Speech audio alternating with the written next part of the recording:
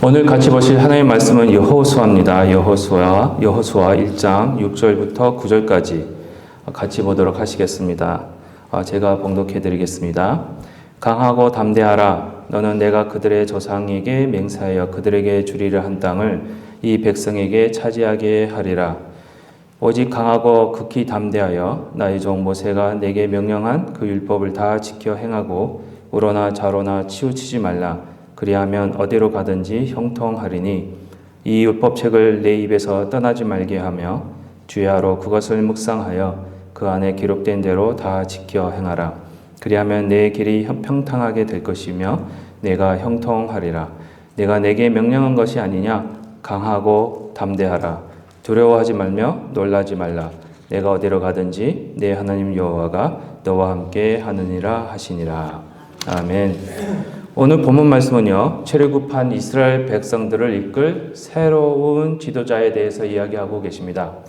이 지도자의 세대 교체가 일어나고 있습니다, 지금. 그래서 모세가 죽고 그 다음 후계자로 여호수아를 지도자로 임명하시면서 하나님께서 여호수아에게 힘을 주시는, 그렇죠? 그 힘을 주시는 내용을 오늘 본문에서 저희들은 읽었습니다.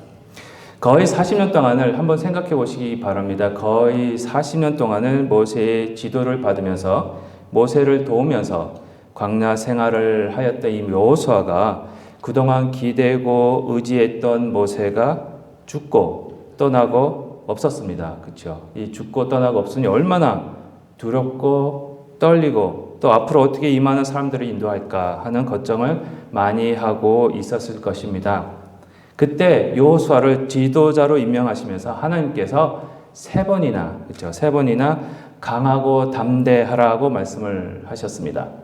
강하고 담대하라고 하시면서 하나님께서 여호수아가 하나님께서 명령하신 이 사명들을 잘 감당하고 계심을, 그 도와주심을 저희들이 말씀을 통해서 알게 됩니다.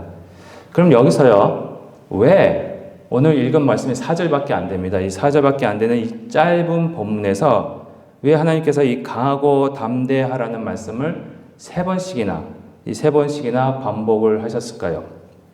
오늘 그 이유를 한번 살펴봤으면 좋겠습니다. 그 이유를 살펴보면서 지금도 저와 여러분들에게 강하고 담대하라고 말씀하시는 그 하나님의 의도를 바로 살펴보면서 은혜를 나눴으면 좋겠습니다. 첫 번째입니다. 오늘 본문에서 강하고 담대하라고 세 번이나 말씀하신 그 첫 번째 이유는요, 하나님 말씀에 온전히 순종하게 하시기 위함입니다. 하나님 말씀에 순종하기 위해서는요, 강하고 담대한 용기가 필요합니다. 오늘 본문 말씀 7절에서요, 이런 말씀이 있습니다. 오직 강하고 극히 담대하여 나의 종 모세가 내게 명령한 그 율법을 다 지켜 행하고 우로나 좌로나 치우치지 말라. 그리하면 어디로 가든지 형통하리라. 이렇게라고 하시면서 하나님께서 모세를 통해 주신 율법을 지켜 행하기 위해서는 강하고 담대한 마음이 필요함을 보여주고 있습니다. 강하고 담대하여야만 하나님 말씀에 올바로 순종할 수 있는 것입니다. 여호수아 또 23장 6절에서 7절에도 또 비슷한 말씀을 하고 계십니다. 그러므로 너희는 크게 힘써 모세의 율법책에 기록된 것을 다 지켜 행하라. 그것을 떠나 우로나 좌로나 치우치지 말라. 너희 중에 남아있는 이 민족들 중에 들어가지 말라. 그들의 신들의 이름을 부르지 말라. 그것들을 가르쳐 맹세하지 말라. 또 그것을 섬겨서 그것들에게 절하지 말라. 이렇게라고 말씀을 하시면서 약속의 땅에 들어가서 우상을 멀리하고 모세의 율법책에 기록된 하나님의 말씀을 지켜 행하기 위해서는 크게 힘쓰는 것이 필요하다고 말씀하고 계십니다. 그러면은 하나님 말씀을 순종하는 데에 이 강함, 담대함이 필요한 이유가 무엇이라고 생각하십니까? 하나님 말씀을 순종하는데 이 강하고 담대함이 필요한 이유가 무엇이라고 생각하십니까? 그 이유는요, 이 세상에서 살아가면서 하나님 말씀을 순종할 때에 너무 유혹이 많습니다. 유혹도 많고요, 넘어가야 할 장애물도 많고요, 방해도 많기 때문에 강하고 담대하라 하시는 겁니다. 이 세상이 추구하는 이 삶의 반향하고요, 성경이, 말씀이 저에게 인도하시는 삶의 반향이 어떻게 해요? 전혀 다르기 때문에, 반대 반향이기 때문에 세상이 추구하는 반향과 이 반대 반향으로 향해서 간다는 것이 힘들기 때문에 강하고 담대함이 필요하다고 말씀을 하고 계십니다. 그래서 마가복음 14장 38절에 예수님께서 이런 말씀을 하십니다. 시험에 들지 않게 깨어 있어 기도하라. 마음에는 원이로되 육신이 약하도다 하시고 라고 말씀하시면서요, 이 세상에서 살아가야 할 제자들에게 시험에 들지 않기 위해 기도하라고 하십니다. 그런데 여기서 장면을 가만히 보시면요, 제자들이 기도를 하지 못하는 모습이 소개되어지고 있습니다. 이 마가복음에서는요, 예수님이 제자들이 기도하지 못하는 이유로 육신이 약하기 때문에 이렇게 기도를 못하고 있다라고 말씀을 하고 계시는 것을 보여주고 계십니다. 기도하지 않으면 시험에 들게 됩니다. 그렇죠? 시험에 들게 되면 하나님의 말씀에 순종할 수 없게 됩니다.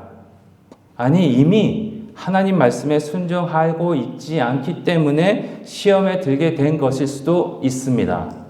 그럼 하나님 말씀에 순종하지 못하는 이유가 바로 기도하지 않았기 때문이고요. 또 기도하지 못한 이유는 육신이 약해서 기도 못한 것이 됩니다. 그렇죠?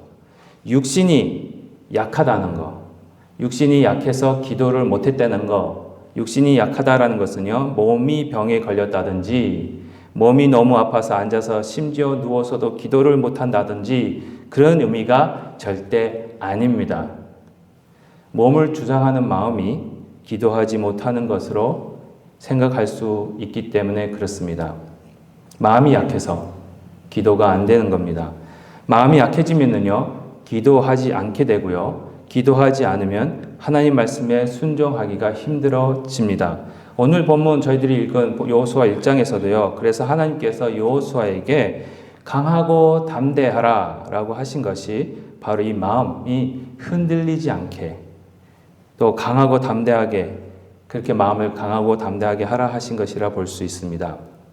지금도요, 여러분, 이 세상은요, 우리 마음을 약하게 하고요, 또 흔들게 함으로 기도하지 못하게 하고 있습니다. 여러 가지 잡음으로요, 여러 가지 일들로 마음을 잡지 못하게 하고 있습니다. 또 집중하지 못하게 하고 있습니다. 저희들이 하나님께 집중하게 하는 것을, 하나님의 목소리만 듣게 하는 것을 방해하고 있습니다. 이렇게 방해함으로 우리로 하여금 하나님 말씀이 들리지 못하게 하고요, 보이지 않게 하고 순종하지 못하게 하고 있습니다.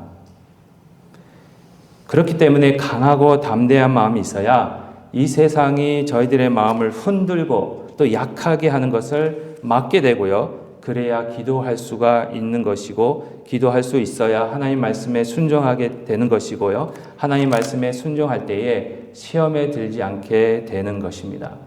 그래서 하나님께서 강하고 담대하라고 말씀하시는 겁니다.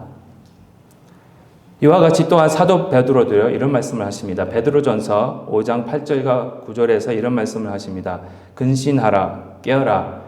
너희 대적 마귀가 우는 사자같이 두루다니며 삼킬 자를 찾나니 너희는 믿음을 굳건하게 하여 그를 대적하라. 이는 세상에 있는 너희 형제들도 동일한 고난을 당하는 줄을 알미라.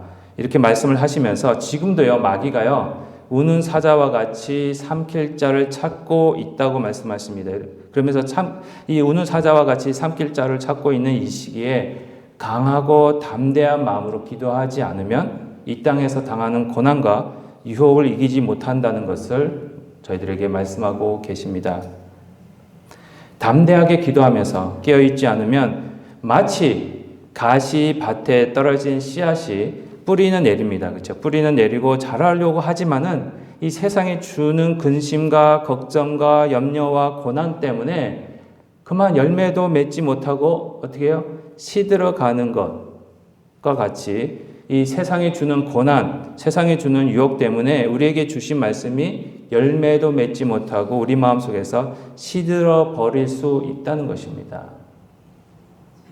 더 나아가 야고보 사도는 이런 말씀을 하십니다. 야고보서 4장 7절에서요. 그런즉 너희는 하나님께 복종할지어다 마귀를 대적하라 그리하면 너희를 피하리라. 이 말씀을 하시면서 마귀를 대적하라고 하십니다. 마귀를 대적하는 모습이 바로 강하고 담대한 모습입니다. 마귀가 우리를 공격할 때 무서워 떠는 것이 아니라 담대하게 맞서서 싸울 때에 마귀가 물려난다고 말씀하고 계십니다. 한번 생각해 보십시오. 마치 어린아이가 자기보다 나이도 많고 덩치도 큰 아이들이 막 다가와서 위협하고 이럴 때에 그 아이가 생각하기에 내 뒤에 누가 아버지가 있으면 어떻게 됩니까? 겁내지 않고 그 자기보다 나이도 많고 덩치도 크지만 그 아이들과 싸우듯 우리 앞에 계시는 우리 뒤에 계시는 그 예수님을 의지할 때에 저희들은 담대하고 강하게 마귀들을 맞서 싸울 수 있는 것입니다. 다시 한번 생각해 보시기 바랍니다. 한번 생각해 보세요. 주로 언제 세상 사람들이 마음이 가장 든든함을 느끼고 있다고 생각하십니까? 언제? 세상 사람들입니다. 예수 믿는 사람이 아니고요. 세상 사람들이 어떤 어려운 문제나 그런 것이 있어도 이렇게 든든함을 느낄 때가 언제라고 생각하십니까? 이 세상 살아갈 때에 어려운 문제나 어려운 사람을 만났을 때에 돈으로 해결할 수 없는 거예요. 조건을 들어야 될 것 같아. 이 세상 살아갈 때 어려운 문제나 어려운 사람들을 만날 때마다 그들의 마음을 든든하게 하는 것이 있습니다. 무엇이겠습니까? 세상 말로 나에게는 뭐가 있다고요? 그렇죠. 백이 있는 거예요.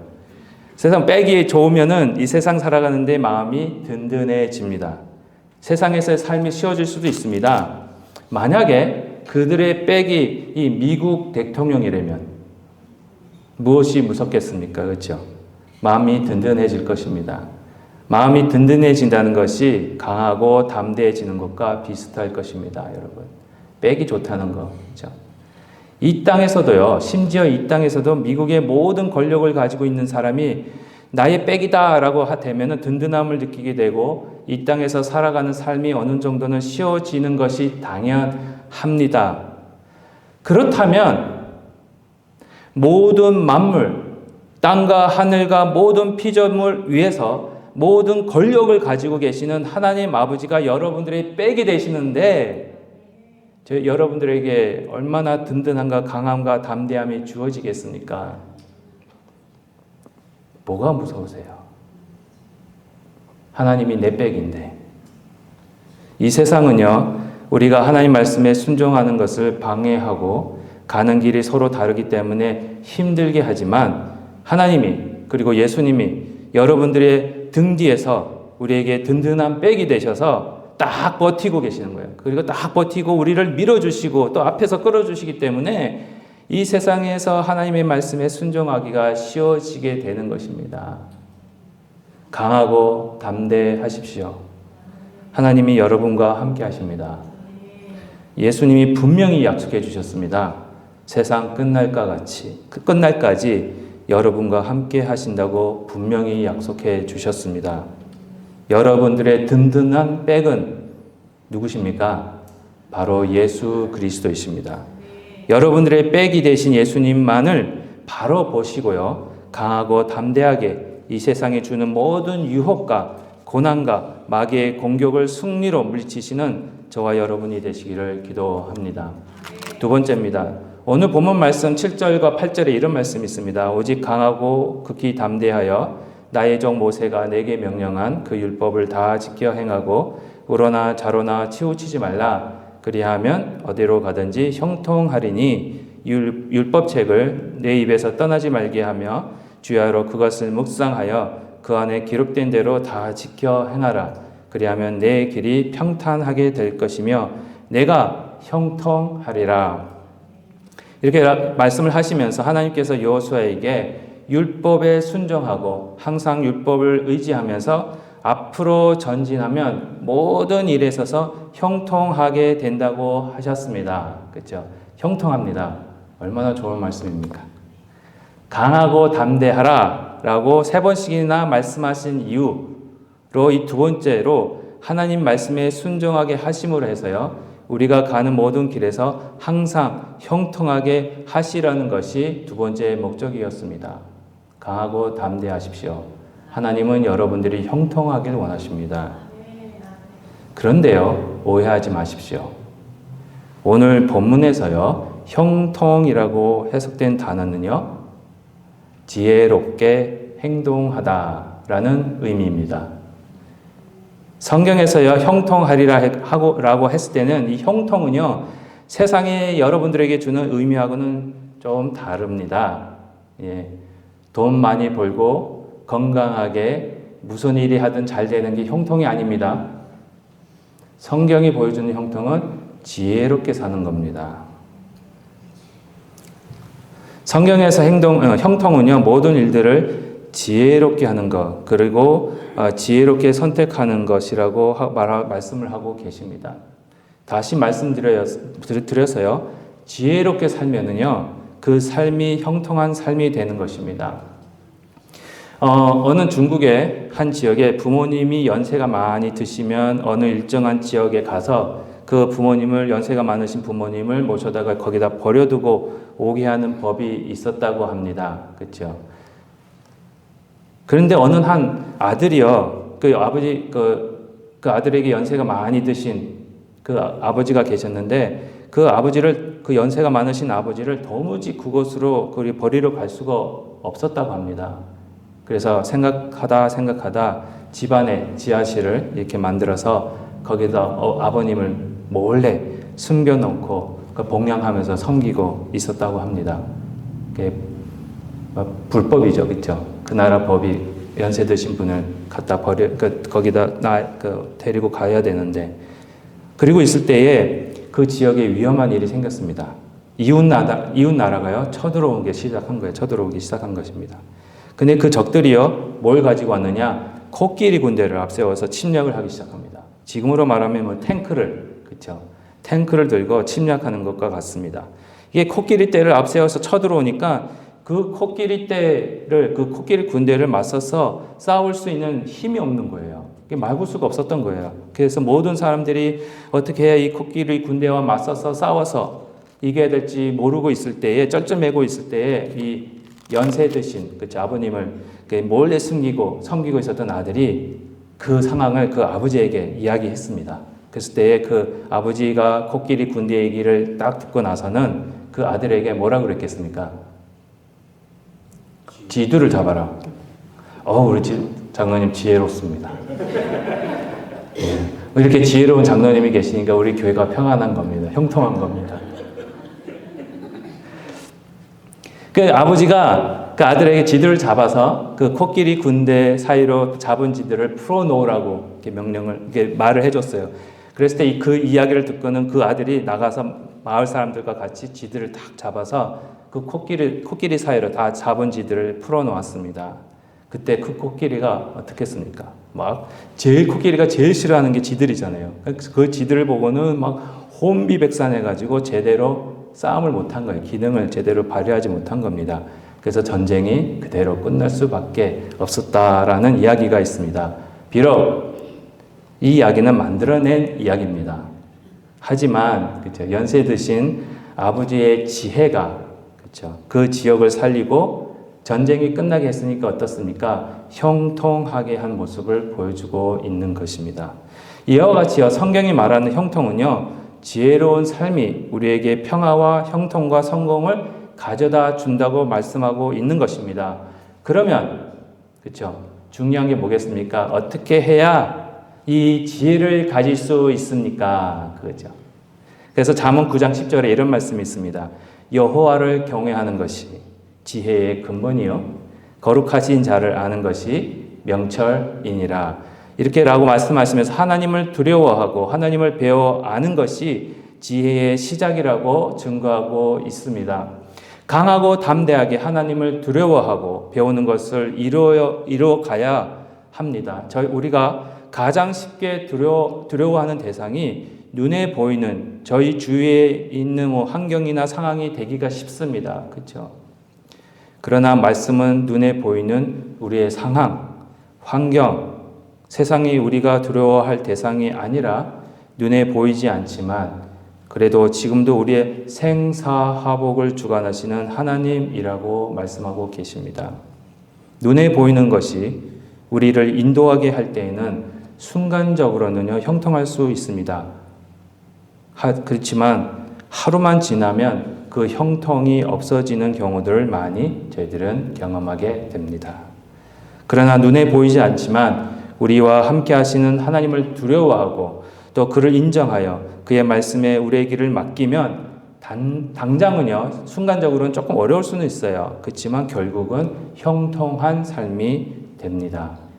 그 대표적인 예가 아담과 하와입니다. 그들의 지혜 없음을 인해서 형통하지 못한 삶이 그들에게뿐만, 아담과 하와에게뿐만 아니라 여기 앉아있는 저희들에게도 이 불편한 삶이 주어졌음을 알 수 있습니다. 아담과 하와는요, 되게 어리석은 자들입니다. 하나님께서요, 잘 들어보십시오. 하나님께서 아담과 하와를 창조하시고요, 어디에 두셨습니까? 에덴 동산에 두셨습니다. 살게 하셨습니다. 그 에덴 동산에서요, 하나님의 임재를 느끼면서, 그렇죠? 하나님과 동행하면서 다른 피조물들을 하나님의 말씀대로 다스리도록 할 수 있는 그런 권위를 주셨어요. 그리고 그곳에 있는 모든 아름다운 음식과 풍요로운 삶을 살게 하셨습니다.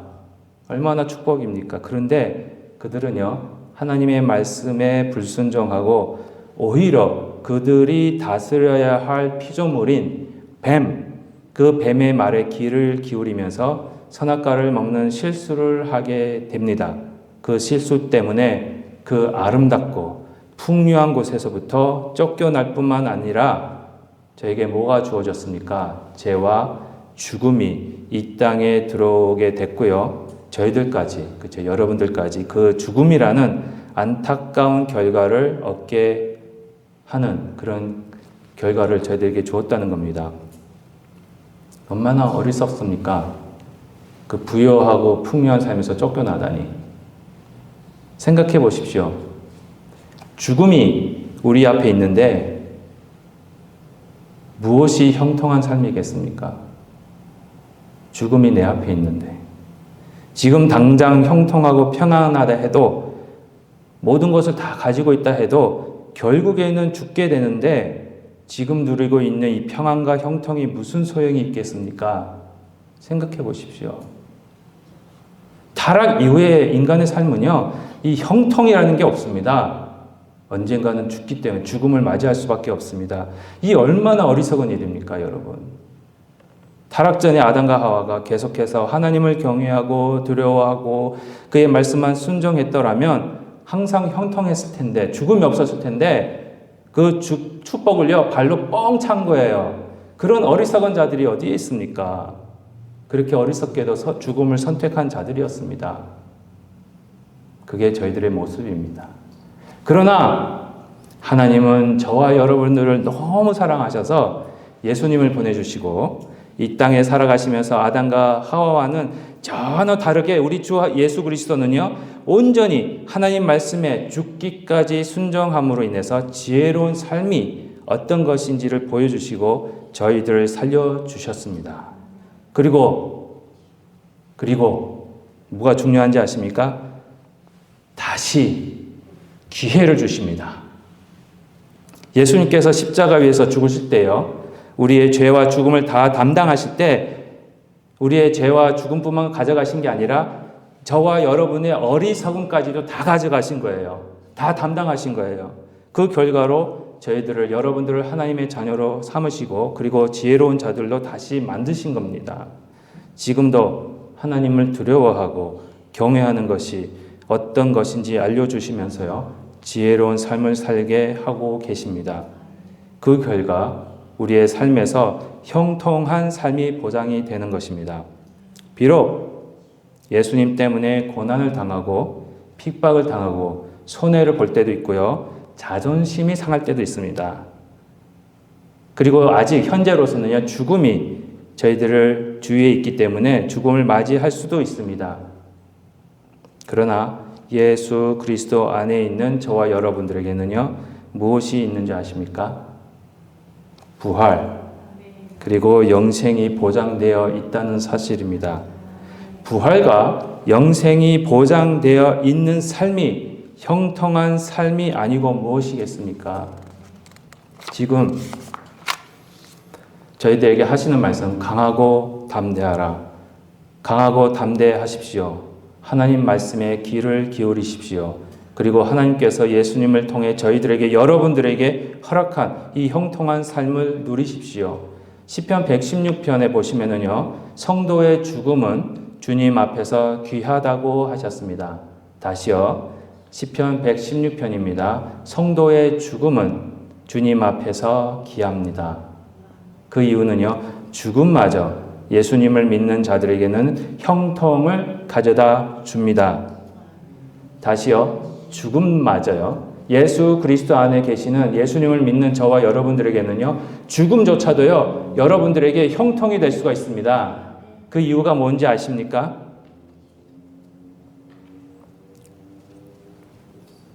그 이유는요, 예수 그리스도 안에 있는 자들에게는요, 죽음이 곧 부활로 가는 통로이기 때문에 그렇습니다. 부활이라는 영광을 누리게 하는 통로가 죽음입니다. 예수님을 알기 전에는 이 죽음은 모든 것의 끝이었습니다. 망함이었습니다. 그런데 예수 그리스도를 믿는 자들에게는요, 이 죽음을 하나님이 뭘로 바꾸시는지 아세요? 부활로 가는 통로로 바꿔버리십니다. 이게 형통한 삶입니다. 이 형통한 삶, 즉 하나님 말씀대로 사는 이 삶이 늘 충만하시기를 기도합니다. 결론적으로 말씀드리겠습니다. 오늘 본문에서 하나님께서 여호수아를 새로운 지도자로 임명하시면서 강하고 담대하라는 말씀을 3번씩이나 반복하셨습니다. 그 이유는요, 첫 번째로 하나님 말씀에 순종하는 길 앞에는 여러 방해와 고난과 어려움이 있기 때문입니다. 그러나 강하고 담대하게 그 모든 방해와 고난과 어려움을 이길 수 있는 힘과 능력을 하나님은 예수님을 통해서 저희들에게 주셨습니다. 그렇기 때문에 사도 바울이 내게 능력 주시는 자 안에서 내가 모든 것을 할 수 있다고 고백할 수 있는 것입니다. 이 진리를 깨달았기 때문에. 두 번째로 형통한 삶을 주시기 위함입니다. 형통한 삶은 바로 지혜 있는 삶입니다. 지혜는요, 하나님을 경외하고 두려워할 때 생기는 것입니다. 하나님을 경외하고 두려워하는 것이 이 세상에서는 힘든 일입니다. 사실입니다. 힘들어요. 세상은 우리에게 세상의 권력을 더 경외하고 두려워하고 만들고 있기 때문에 그렇습니다. 그 유혹을 강하고 담대하게 싸워 이김으로 인해서 하나님만 경외하고 두려워할 때에 지혜로운 자들이 되어 하나님이 주시는 형통, 부활과 영생을 누리게 하시는 것입니다. 예수 그리스도 안에서 하나님 말씀에 순종하고 하나님만을 경외하고 두려워하는, 그래서 하나님이 주시는 형통을 누리시는 저와 여러분이 되시기를 진심으로 축복합니다.